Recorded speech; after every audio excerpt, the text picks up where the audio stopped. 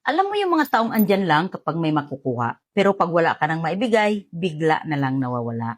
Hindi ka tao sa kanila, parang option ka lang, parang vending machine, gagamitin lang pag may kailangan. Ang sakit, di ba?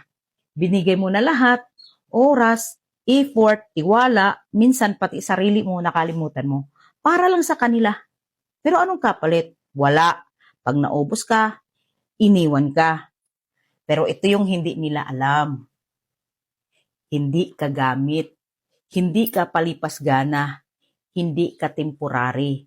Kung ang halaga mo para sa kanila ay base lang sa kung anong mayroon ka, malinaw na hindi sila totoo. Kaya next time na may kumatok ulit sa buhay mo, tanungin mo muna, nandito ka ba dahil sa ako o dahil sa kung anong mayroon ako?